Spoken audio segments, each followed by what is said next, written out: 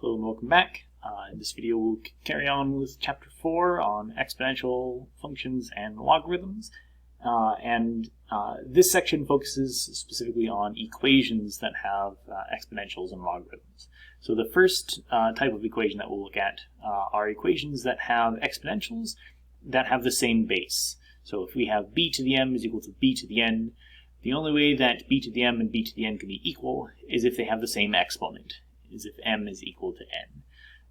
So in this way, this makes some equations very easy. However, not every equation will be like this, so we'll have to see alternative methods as well.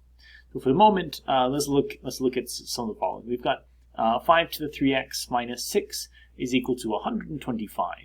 And at a glance, this doesn't look like both sides have the same base. However, 125 is the same thing as 5 to the third power. So we can simplify the right-hand side to say 5 to the third power, and then we can see, oh, I've got 5 to a power is equal to 5 to a power. The powers must be the same. So we know that 3x minus 6 has to be equal to 3 because both of the exponents must be equal. And then this is just a matter of solving this linear equation. I can add 6 to both sides to get 3x is equal to 9, and dividing both sides by 3 gives me x is equal to 3. So this is the solution to this equation. Furthermore, let's look down here. We have 8 raised to the x plus 2 power, and we have 4 raised to the x minus 3 power. And again, 8 is different from 4, so we don't necessarily have the same base at a glance. However, we know that 8 is 2 to the third power, and 4 is 2 to the second power. So hiding in here is the same base on both sides. So let's replace 8 with 2 cubed. So if I write 2 to the third power, and I'm replacing 8, so we still have everything raised to the x plus 2 power. On this side I have 4, which is 2 squared, and I'm raising everything on this side to the x minus 3. And now, when I have an exponent raised to an exponent like this, I multiply. So here I'll have 2 to the 3 times x plus 2 power. And on this side, I have 2 raised to the 2 times x minus 3 power. And now I have an equation where I have the same base on both sides for these exponentials, which means that 3 times x plus 2 has to be equal to 2 times x minus 3. And now it's just a matter of solving this equation. So let's distribute the 3. I've got 3x plus 6. If I distribute the 2, I'll have a 2x minus 6.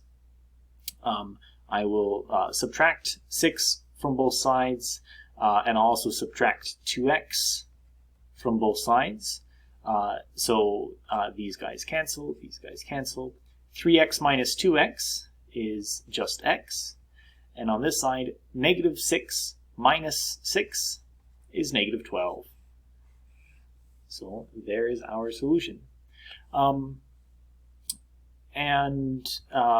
like I mentioned before, not every equation is going to have the same base on both sides. So for instance, if we look at this equation here, 4 to the x is equal to 15. Well, maybe we can do one of the tricks that we saw before, but in this case we can't because 4 is a power of 2, it's 2 squared, but I can't write 4 as any other exponent, and 15 is not, it's not a power of 2, it's not a power of 3, I can't write this equation with the same base on both sides very easily. So what we'll do is we'll use logarithms to solve this, because logarithms have a very nice property that we saw in the last section. So the way that we'll use logarithms to solve equations, so the first and foremost, we want to isolate the exponents. We want to get the exponents sort of as isolated as possible, and I'll go through what this means in an example in a second. Then we either want to take the common logarithm or the natural log. The only time that we want to take the common log is when the base is 10. If it's anything else, the natural log is almost always the easiest one to deal with. And the reason that we use these logs is because calculators can handle them. Using a different base makes it harder for the calculator. And then the property that we want to use is the power rule. And again, I'll review this in a second. And from that point, it should be fairly straightforward. So let's do an example here. So we have 5 to the x power is equal to 134. So first and foremost, we want to get the exponential part by itself. And in this example, 5 to the x power is by itself. So 5 to the x is our exponent. It's by itself. It's equal to 134. So not a whole lot to do there. Next is the base 10. No, the base is 5. So we want to use the natural log. And we want to take the natural log of both sides. So here's what I'll do. For both sides of the equation, I'll write the natural log of 5 to the x power is equal to the natural log of 134. And whatever we do to one side, we have to do to the other. So this is why I take the natural log of both sides. And the third step is to use the power rule. And the power rule was to say that anytime we have an exponent in a logarithm, we can bring it down front. So this becomes x times the natural log of 5. So this is the power rule. The natural log of 5 to the x is x times the natural log of 5. I can always bring down the exponent out front. This side, I'm not going to change anymore. This is still the natural log of 134. And from here, I can solve for x. I just need to divide both sides by the natural log of 5. So x is going to be equal to the natural log of 134 divided by the natural log of 5. And there's my answer. One thing that we can do is we can plug this into a calculator. Because this uses natural logs, calculators will often be able to handle this. And if I plug both the top and the bottom into a calculator, I'll get something like 3.04. This is an approximation. There's a lot more decimal places. I've just rounded here. And we can check to see if this makes sense. 3.04 is pretty close to 3. And if I take 5 to the third power, that's 125, which is pretty close. If I take 5 to the fourth power, that's going to be 625, which is a bit far away. So it should be 5 to something close to 3, and I think that makes sense. So let's look at the next equation as well. Again, we have the exponential isolated by itself, so I don't have to do anything. So we also see that the base here is 10, so I'm just going to take the log of both sides. And again, if I take the log without specifying the base, what I mean is that the base is going to be 10.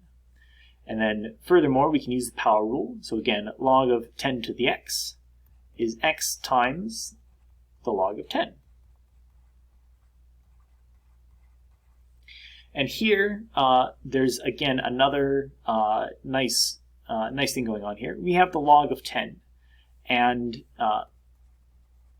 the log of 10, this is asking 10 to what power is 10? Well, anything to the first power is itself. So 10 to the first power is itself. So the log of 10 is in fact 1. So x times 1 is just 1. So when I simplify this, I get x is equal to the log of 8,000. And again, we can plug this into a calculator, and we'll get the following approximation. The log of 8,000 is approximately 3.90. If I look at this, this is pretty close to 4, and if I plug this back in, 10 to the fourth power is 10,000. Well, 10,000 is pretty close to 8,000, but it's a little bit big, so I think our estimate here is pretty reasonable. Let's look at the following now. Here we have 3 to the 2x minus 1 is equal to 7 to the x minus 1. One thing that's going on here is that we have two different exponentials, but they're on opposite sides of the equation. So what I'll do is I will continue using the same method that I had before, and we'll watch as it sort of magically works. Again, I don't have the base here is not 10, so I'm going to use the natural log. And whatever I do to one side, I have to do to the other. So I'm just going to take the natural log of both sides. This is going to be the natural log of 3 to the 2x minus 1. And that's going to be equal to the natural log of 7 to the x minus 1. Again, I'm just applying the same thing to both sides. It's the same thing as subtracting 6 from both sides, squaring both sides.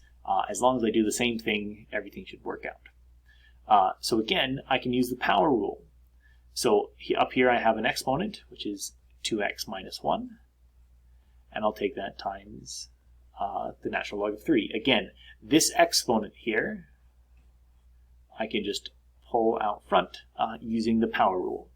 Here is another exponent that I can pull out front. And what I have is x minus 1 times the natural log of 7. And now I have a polynomial equation that I can solve. So let's distribute the natural log of 3 on this side. This is going to be 2 times the natural log of 3 times x minus 1 times the natural log of 3, which is just the minus natural log of 3. I have x times the natural log of 7, and I have minus 1 times the natural log of 7. I'm trying to solve for x here, so I'm going to get all of my x's on one side and all of the other numbers on the other. So here I will add the natural log of 3 to both sides, and I will also subtract the natural log of 7 times x. I should be a little bit careful when I say this, because this is the natural log of 7 times x, as in this is one number. It's not the natural log of 7x, which can be confusing if we're not careful. So when I add the natural log of 3 to both sides, this cancels. When I subtract the natural log of 7 times x, this will cancel. So on the left-hand side, I have 2 times the natural log of 3 times x, and I'm going to subtract the natural log of 7 times x. Let's put some parentheses in here so that we can see what we're taking logs of. And on this side, I have positive natural log of 3 minus natural log of 7. Okay, we're nearly there. Now I can factor out an x from my equation. So if I pull out an x, what's left over? In the first term, I have 2 times the natural log of 3. In the second one, I have minus the natural log of 7. Over here, I don't need to do anything.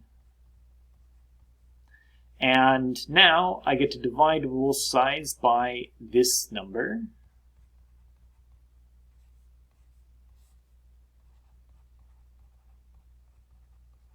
Again, I have x times a number is equal to another number. So I just get to divide both sides by the coefficient of x to get rid of it. So this cancels and this cancels.